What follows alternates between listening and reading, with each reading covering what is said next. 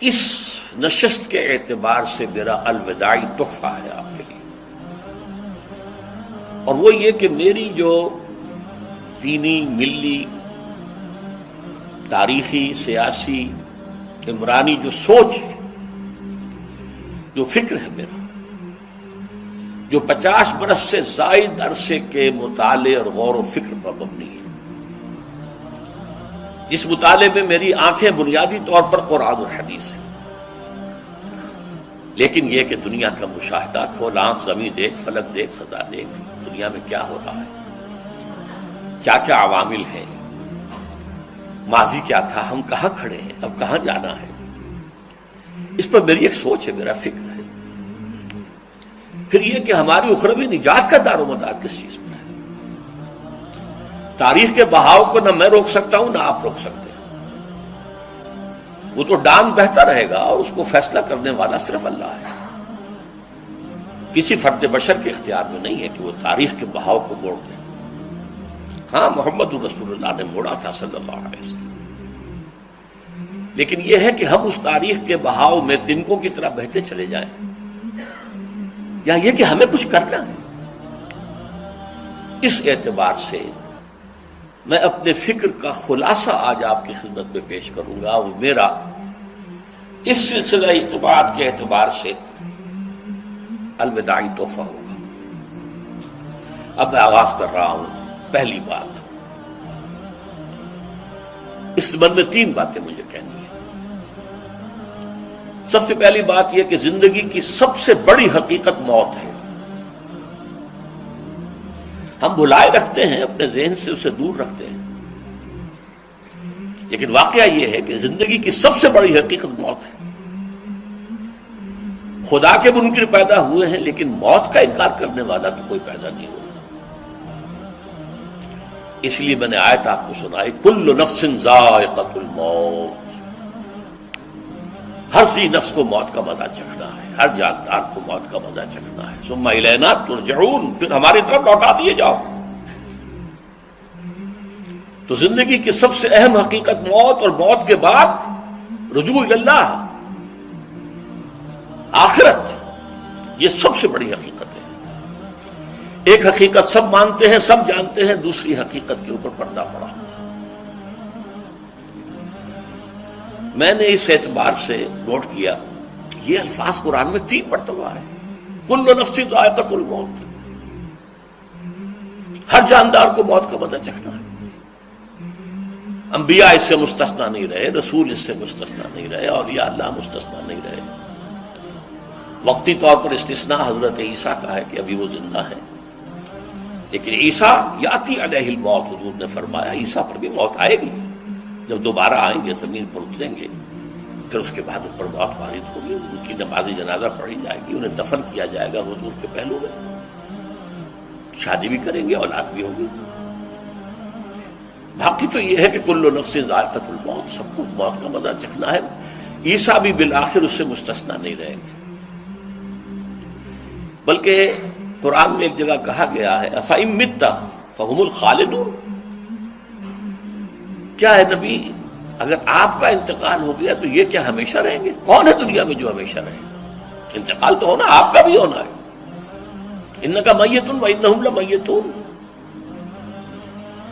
یہ تو مختصر ترین الفاظ تھے۔ اس سے آگے بڑھیے، سورہ انبیاء میں فرمایا کل نفس ذائقۃ الموت وَنَبْلُوكُمْ بِالشَّرِّ وَالْخَيْرِ فِتْنَةً وَإِلَيْنَا تُرْجَعُونَ، ہر جاندار کو موت کا مزہ چکھنا ہے، اور اس سے پہلے پہلے ہم تمہیں آزماتے رہیں گے، خیر کے ذریعے بھی، بھلائی دے کر، صحت دے کر، دولت دے کر، اولاد دے کر، شہرت دے کر، اور برائی کے ذریعے سے بھی، تنگ دستی دے کر، بے عزتی دے کر، اہانت دے کر، ذلت دے کر، وَإِلَيْنَا تُرْجَعُونَ، اور پھر ہماری طرف لوٹائے جاؤ گے۔ یہ وہ دوسری حقیقت جو میں نے کہا کہ جس پر پردہ پڑا ہوا ہے، بہت بڑا پردہ ہے۔ لوگ یہی سمجھتے ہیں کہ یہی دنیا کی زندگی ہے۔ قرآن کہتا ہے ان الدار الآخرۃ لہی الحیوان لو کانوا یعلمون، یہ تو آخرت والی زندگی ہے جو اصل زندگی ہے، کاش کہ انہیں معلوم ہوتا۔ اس سے بھی زیادہ تفصیل سے یہ آل عمران میں آئی ہے آیت، کل نفس ذائقۃ الموت وانما توفون اجورکم یوم القیامہ، ہر جاندار کو موت کا مزہ چکھنا ہے اور پھر تمہیں پورا پورا تمہارا اجر اور بدلہ دے دیا جائے گا قیامت کے دن۔ فمن زحزح عن النار وادخل الجنۃ فقد فاز، جو کوئی آگ سے بچا لیا گیا اور جنت میں داخل کر دیا گیا وہ تو کامیاب ہو گیا۔ اللہم ربنا اجعلنا منہم، اللہم ربنا اجعلنا منہم، اللہم ربنا اجعلنا منہم۔ وما الحیات الدنیا الا متاع الغرور، اور دنیا کی زندگی تو سوائے دھوکے کے سامان کے اور کچھ نہیں ہے۔ دھوکہ کس معنی میں؟ یہ تمہیں اصل زندگی سے غافل کر دیتی ہے۔ تم کہیں سفر پر جا رہے تھے، تمہارا کہیں گھر تھا، تمہیں واپس آنا تھا، تم راستے ہی میں کسی دلچسپی میں ایسے مگن ہوئے کہ گھر بار سب بھول گئے۔ یہ تو تمہارا عارضی سے سفر تھا، تم نے اسی کو اپنی منزل بنا لیا، اپنا ٹھکانہ بنا لیا، تو دھوکہ دیا اس نے تمہیں۔ ویسے دنیا کی زندگی دھوکہ نہیں ہے، بڑی حقیقت ہے، اس لیے کہ حضور نے فرمایا انما الدنیا مزرعۃ الآخرہ، یہ دنیا آخرت کی کھیتی ہے، یہاں بو گے تو وہاں کاٹو گے، یہاں کچھ کمائی کرو گے تو وہاں اس کا بدلہ ملے گا۔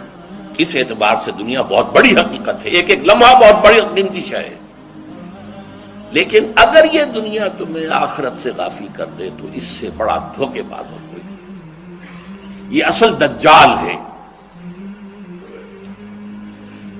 میں نے تقریباً 60 برس کی عمر کو جب میں پہنچا تھا تو موت کا انتظار شروع کر دیا تھا۔ میرے قریبی احباب کو معلوم ہے، میں کہتا رہا، یہ بھی کہتا رہا کہ بھائی میں اپنے حصے کا کام کر چکا، جتنی صلاحیت اللہ نے دی تھی، جتنی بھی میرے اندر استعداد تھی، میں اس کو بھرپور طریقے پر استعمال کر چکا۔ دم واپسی برسرے راہ ہے عزیز و اب اللہ ہی اللہ ہے، یہ میرا معاملہ رہا ہے 60 برس کی عمر سے۔ اس کے بعد اللہ نے مزید 14 برس دیے ہیں، یہ نافلۃ لک کے درجے میں کہتا ہوں، اس کا اللہ کا عطیہ خصوصی ہے، نفل ہے، ہمیشہ کہتا رہا ہوں۔ مسنون زندگی تو 61 برس ہے ہمارے حساب سے۔ علامہ اقبال کے بارے میں سنا ہے کہ رویا کرتے تھے کہیں میری عمر حضور کی عمر سے زیادہ نہ ہو جائے۔ وہ 6 مہینے کم ہی رہی ہے حضور کی عمر سے۔ جو حضور کی عمر تھی وہی حضرت ابو بکر کی، وہی حضرت عمر کی، وہی حضرت علی کی۔ ہاں، حضرت عثمان 82 برس کے ہوئے ماشاءاللہ۔ پھر یہاں کے مجددین میں سے وہی عمر حضرت شیخ احمد سرہندی کی، وہی شاہ ولی اللہ دہلوی کی۔ ہاں، شیخ عبدالحق محدث دہلوی رحمۃ اللہ علیہ 82 برس کے ہوئے۔ لیکن یہ میں کہا کرتا تھا مسنون عمر تو 61 برس ہے، جسے ہم 63 کہتے ہیں، وہ اصل میں ہمارے حساب سے 61 بنتا ہے۔ وہ 63 قمری ہے، جو 9 دن کم ہے، قمری سال جو ہے وہ شمسی سال سے۔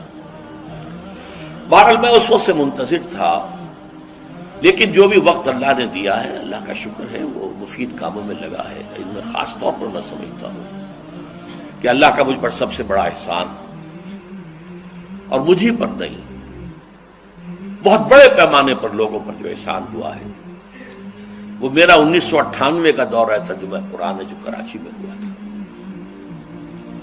1998 کے مارچ میں میرا بڑا آپریشن ہوا، دونوں گھٹنے تبدیل کیے گئے، لیکن 98 کے آخر میں، حالانکہ میں چل نہیں سکتا تھا، کراچی میں مسجد جو ہے اونچی ہے، دوسری منزل پر ہے، تو خاص ریمپ بنایا گیا جس کے ذریعے میں ویل چیئر پر مجھے لے جایا جاتا تھا۔ میں نے درس دیا۔ اس درس کی گزشتہ چند سالوں سے پوری دنیا میں جو گونج ہوئی ہے اللہ کے فضل و کرم سے، اللہ کی کوئی حکمت خداوندی اس کے ساتھ وابستہ ہے۔ اس میں میرے کسی کام کو دخل نہیں ہے، میری کسی کوشش کو دخل نہیں ہے۔ میں نے تو جو درس میں دیتا آ رہا تھا سن 85 سے دورہ ترجمہ قرآن، البتہ یہ بات ضرور ہے کہ میں نے محسوس کیا تھا کہ سن 98 کے اس درس میں دورہ ترجمہ قرآن کے مجھے خصوصی انشراح حاصل تھا۔ میری ساری گفتگو کا حاصل کیا ہے؟ دیکھیے، نظریاتی تحریکوں کا تعلق اشخاص سے نہیں ہوتا، ٹھیک ہے، کوئی اس کا داعی ہوتا ہے، کوئی اس کا مؤسس ہو جاتا ہے، کوئی اس کا آغاز کرنے والا ہوتا ہے، لیکن نظریاتی تحریک افراد سے وابستہ نہیں۔ افراد آتے چلے جاتے ہیں اپنا اپنا حصے کا کام کر کے، جس کو جتنا مقدر ہے، جس کی اللہ تعالیٰ کی طرف سے توفیق ہے، وہ اپنا کام کرے گا، چلا جائے گا۔ یہ چمن یوں ہی رہے گا اور ہزاروں جانور اپنی اپنی بولیاں سے بول کر اڑ جائیں گے۔ مبارک ہیں وہ لوگ جنہیں قرآن کی بولی بولنا نصیب ہو جائے۔ وَإِنْ يَحْسَبُ أَنِّي مِنْهُمْ، مجھے گمان ہے، اللہ کا فضل ہے کہ میں ان میں سے ہوں، میں نے قرآن کی بولی بولی ہے، اور قرآن مجید کو جیسا کہ وہ ہے ایز اٹ از، اپنے کو مذمومہ خیالات، اپنے کوئی ذہن سے زائدہ نظریات کو میں نے اس میں دخل نہیں دیا، جسے انگریزی میں آپ آبجیکٹیولی کہتے ہیں، خالص معروضی طور پر قرآن کو پڑھا، قرآن کو قرآن سے سمجھا ہے، یا پھر سیرت رسول سے سمجھا ہے۔ میں لفظ سنت کی بجائے سیرت استعمال کر رہا ہوں۔ قرآن مجسم حضور تھے صلی اللہ علیہ وسلم، اور حضور کی سیرت اور حیات جو ہے وہ قرآن مجید کی اصل تفسیر ہے۔ یہ حقیقت بھی بہت کم لوگوں کے علم ہے۔ وہ احادیث کا نام تو لیتے ہیں، احادیث بھی ہے، سیرت بھی تو احادیث ہی سے ہمیں ملتی ہے، لیکن میں خاص طور پر سنت یا حدیث کی بجائے سیرت کا استعمال۔ قرآن کی دو سورسز ہیں، قرآن خود اور سیرت رسول صلی اللہ علیہ وسلم۔ دین کی بات پھیلانا صدقہ جاریہ ہے، ثواب کی نیت سے ویڈیو کو شیئر ضرور کیجیے۔ جزاک اللہ۔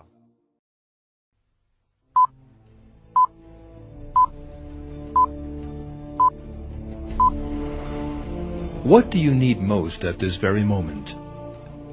A good education? A good job?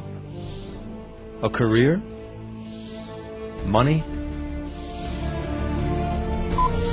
Every individual sets out goals that are important to him or her. Some are short-term, and others long.